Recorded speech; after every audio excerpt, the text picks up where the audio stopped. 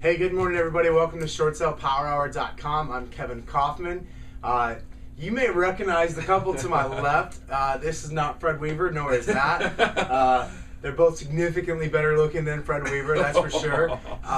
And Fred has chosen not to be on Short Sale Power Hour today. I think he's pouting because you guys are in the office. I think so. You may recognize them, Josh and Sarah from, is it ShortSaleShift.com? Yeah, ShortSaleShift.com.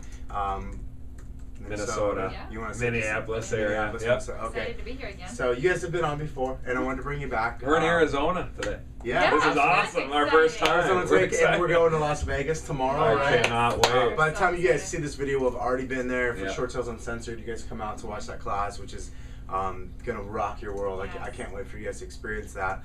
But hey, what I want to talk about today on Short Sale Power Hour is I want to get back into the business side of things. So I don't want to necessarily talk about short sale negotiations today. I want to talk about leverage, and I want to talk about building your team.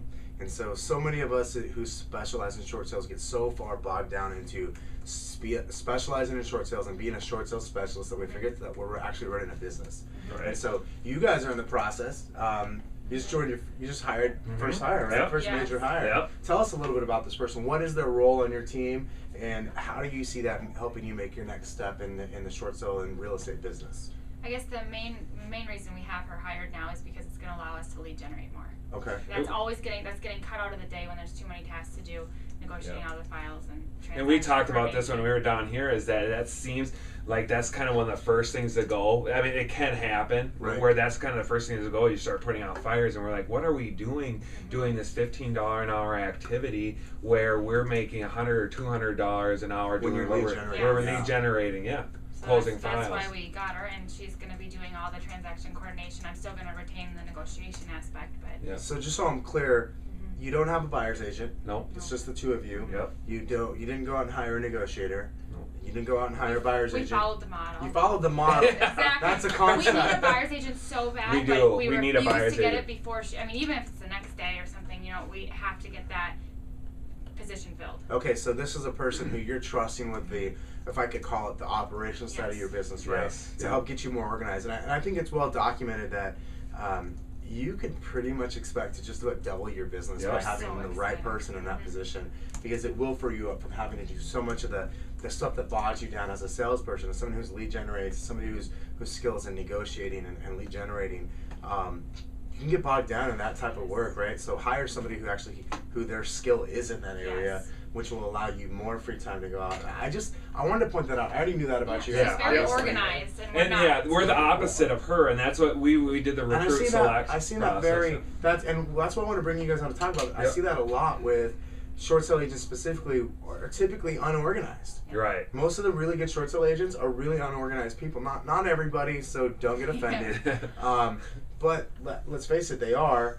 And so I knew that about you guys, and that's why I really wanted to share. Is just because it's a short sale, your real estate business is centered around short sales, or it kind of started there. For It's sure. not just you're not just negotiating short sales. You're running a real estate business, and Right. you still have to act like it, and you Yep. still have to run your system, your business like that, right? Exactly. Yep, that's what Gary Keller would say to do. So we're gonna just we're follow gonna listen to everything. someone that knows what they're doing and just Yeah. follow it and not even ask questions. I mean, not even really ask questions. He's been there before, not just Yeah. himself, Yeah. but he's seen 80,000 of us go through that. And Yep. He's seen all the top agents go and follow a certain path, and eventually, like us and like you guys have experienced, you can do it your way for so long, but then you Yeah. find out you're wrong, and you built yourself this ceiling that's a lot lower than what it could be, rather than just following the model. So I just want to share that with you guys. Yeah, that's a great point. It's great to have staff members to help alleviate some of the work, but I'll tell you, it's more important to make sure you're hiring the right people. Yeah. Josh mentioned Recruit Select. If you're a KW agent, get into Recruit Select immediately.